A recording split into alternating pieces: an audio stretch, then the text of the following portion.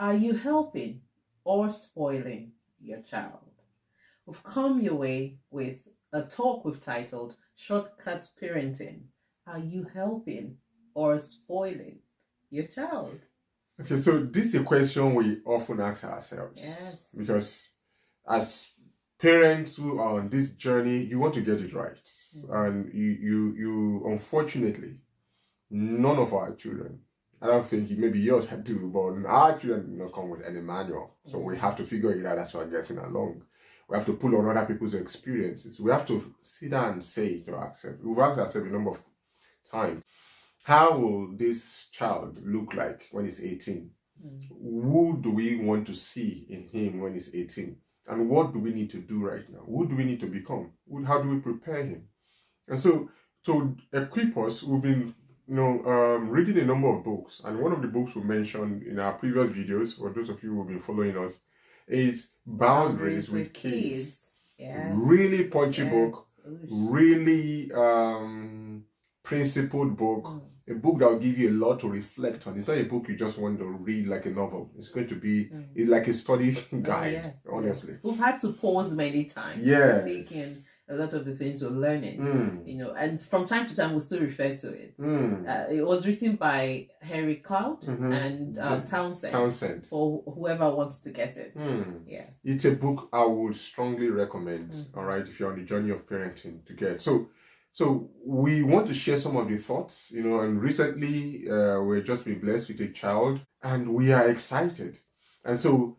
Of course, with the coming of a new baby, with a different gender, you now need to almost like go back again to the drawing board to reflect, to check your parenting style, to see what you want to tweak, what you want to remove. And so it's just better for us to share our journey, our learning journey, with our family members. All right, so that's why we are doing this. So we're going to be sharing some thoughts. So if you can get the book as well, let's get into conversation. Put your question in the comment section. Disagree with us, agree with us. Let's just collaborate. This is just like a book review kind of thing. So we're going to be doing this for a couple of weeks, and let's see how far we'll push it until we choose another book. Yes. Okay. I think the first chapter in the book is the future is now.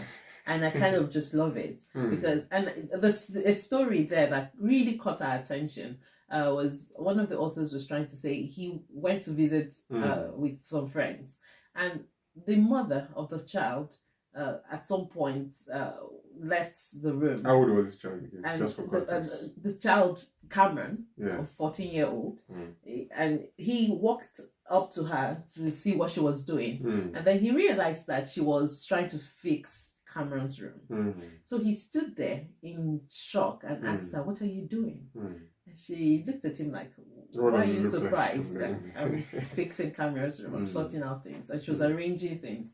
And he blurted out, "I am sorry for Cameron's future wife." And that caught her attention. So at that point, what he was trying to say is, you are sorting out a 14-year-old's room. She, up until that point, did not see anything wrong with it, But what I love was the link with that to Cameron's future. So the author was trying to say, if we continue to help, what we don't realize to help, what we don't realize, like Cameron's mom, is that some of the things happening at the moment would also influence his future, his career, his marriage, and then we'll be left wondering when this person is an adult. That's why I like what you keep saying. What kind of 18-year-old are we raising? Because if we raise with the future in mind, because the author is saying the future is now. If I have the future in mind, then there are a lot of things I would have to tweak. If I have the future in mind, there's a lot of we're going to tweak a lot of things. There's a quote that came to me. I can't remember the author. The quote goes this way. It says, "It is better to raise strong children than to repair broken adults." Yes. Raise strong children than to repair broken adults. So what that says is that our paradigm of our parenting should be long term. In other words, we should think about what we are doing right now in the context of what that child will look like in the future. So even though it might feel good, it might feel that there's not a problem right now, it's just a little help here, it's just a little help there.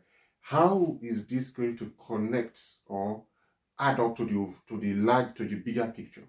How will it add up to this 30-year-old? We have many 30-year-olds now who can make simple life decisions, who can't even engage with a telephone with to call a council person. They don't know what to write in a letter. They don't know how to engage with their community. They don't know basic life skills, and they concern because sometimes I pause and I look at myself. I said, are we not unconsciously using our children to more like filling an emotional gap, emotional gap in terms of the need to be needed. Many people want to be needed, and so, you are helping out your child, you are doing what your parent did not do. Hang on a minute, your parent may not have done that, but was that really a disadvantage to you? Even though the circumstances in their own situation might be slightly different, it might be that they were not well to do, but now you are well to do, you are better off where your parents are, because every generation should be an improvement of the previous one. Now, what's the resources you have? Is that becoming like a limitation? Is that creating limitation for your children? So we need to pause to see what we are doing right now, what I'm doing, taking responsibility to say, what, sometimes parenting starts from parenting ourselves and really dealing with our own emotional stuff, dealing with our own traumatic experiences, dealing with our own neediness, dealing with our own attachment issues, before we can now become whole individual to be able to disciple or raise new children, because parenting to a large extent is discipleship, is leadership. All right, so if you're trying to put a quality in a child that you don't have yourself, what is the moral strength? If your dad, for example, was financially irresponsible, what moral right does he have to teach you how to save? You will probably say it, but you may not hold any water. So to a large extent, parenting is about we parenting ourselves.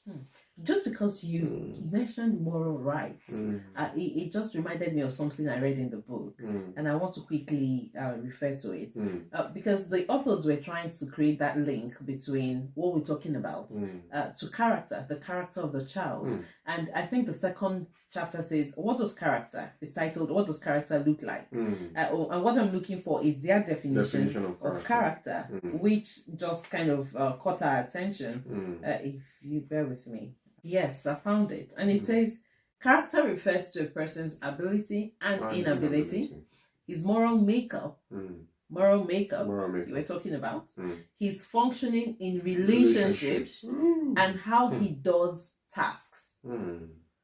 You're talking about the moral part, because sometimes we also emphasize the moral part, but we also leave out the other parts, which is like functioning in relationships. And then how he does tasks, who you are in the workplace. So that's part of resilience, which you just mentioned. Yes.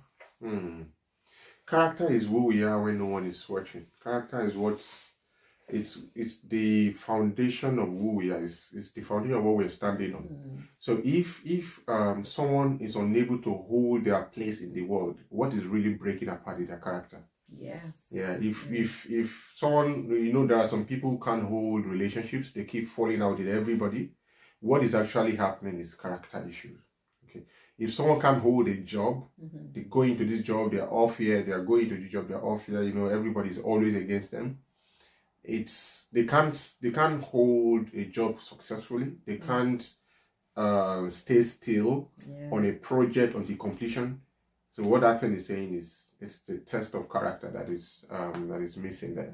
A person, because character is like it's the foundation of what you're standing on. And so if the building, your life is the building, if it's always wobbling, every time you're always in a crisis, financial crisis, oh no, the rent is due, oh this is every time people talk to you, there's always one intense crisis that looks like, oh, if you don't help them, the person is going to die. It's a character issue, the poor decision making, poor choices. All right, that's what is ruling that person's life. And so the person might not see it that way, and so they, for a want of a better word, sometimes they think that the problem is that people are not helping them. The problem is always external, isn't it? External. Yes. Yes, it's always external. Say, oh, he is not helping me, she is not helping me, that's why my life is this way. But it's actually the character issues, which is what is guiding their choices, their value system. Okay? It's guiding their choices, guiding their decisions, guiding their actions, and it's turning out in their lives in that chaotic way. So, if you deal with the character issues, you will raise a good child. When we're trying to come up with a title, and we said shortcut parenting, what that just shouted at me was the fact that sometimes we want to help our children with good intentions. Sometimes it's in a bid to get the job going. There's often no time. We have to, move on with these things. But that's the danger there. Parenting requires time. It requires patience. There are things you might think, oh, the child is taking so long to do this, and then you want to help, you want to assist the child to move it along, but what this just brings to mind is the fact that the future is now. If I wouldn't be with this child in a lot of scenarios in his or her life in the future, then why am I trying to shortcut that process, is the learning process of the child? I think that's critical. My final thought is that we need to have it at the back of our mind. I'm trying to expand what you said, which is our goal should be to become irrelevant in a way in the lives of our children, to become increasingly irrelevant, not irrelevant, increasingly irrelevant. In other words, you should get to that point where your child becomes an adult that they only consult you, not every time they're calling you to bail them out. So in other words, if you are running a company, one of the goals they will say that if you need to have what we call succession plan, you should become increasingly relevant by having competent people. If you exit the scene and the company collapses, you're a terrible leader. If you exit your life, your child's life, and they collapse and they can't succeed in the world, you're a terrible parent. And that is my personal yardstick. I don't know about you, so you tell me what you think. Okay, and it's just interesting that we get to this point and we have to introduce ourselves. I am Chidi Akunna. And I am Victor Akunna. As we sign out. So if you're new to our channel, Foundation for Family Affairs, please do not fail to hit the subscribe button and the bell next to it so you know when we drop our content.